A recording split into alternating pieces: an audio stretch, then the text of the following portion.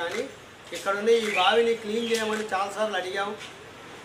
Commissioner దృష్టికి తీసుకెళ్ళాం, ఇంకా పెద్ద అసిస్టెంట్ కమిషనర్ అందరి దృష్టికి తీసుకెళ్ళాం, కానీ ఎవరు కూడా క్లీన్ చేయట్లే.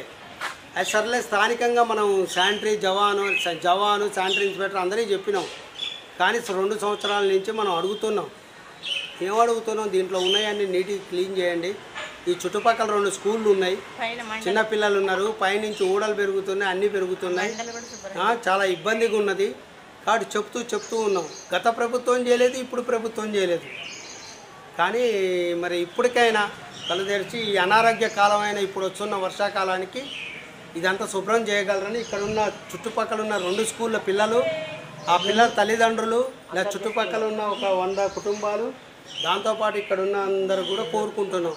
కాబట్టి దయచేసి ఇదొక్కటి క్లీన్ చేయగలరని మేము ప్రార్థన లేకపోతే మేము డిమాండ్ చేస్తున్నాం. కూడా అందరం ఇక్కడ స్థానిక ఉన్న వాళ్ళందరం రోడ్డు మీద ధర్నా చేయడానికి నెక్స్ట్ ఆ ప్రయత్నం చేస్తాం. మీరు చేయకపోతే చేస్తాం. చెప్పమ్మా, నువ్వు చెప్పండి. ఏమన్నా మండలి ఇరిగి బావి వల్ల ఏమైనా జబ్బులు వచ్చి చచ్చిపోయా డబ్బులు ఇస్తారా? బతికుండగా బాగు చేస్తారా? అదే 2 కావాలి. ఎవరిని అడిగి ఊరుకుంటున్నాం. మరి మేము ఇక్కడ ఇస్త్రీ చేస్తాను కూడా మేము కూడా చేయలేకపోతున్నాం. అంత గలీజుగా పోతారు, చెత్త చెదారం మొత్తం.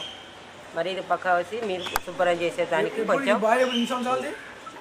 ఇప్పుడు బాయ్ ఇది చాలా సంవత్సరాలు బాయ్ అది. మరి చెప్తున్నాం, మరి అది మీరు మున్సిపాలిటీ వాళ్ళకి చెప్పి ఇది అయిపోతాను.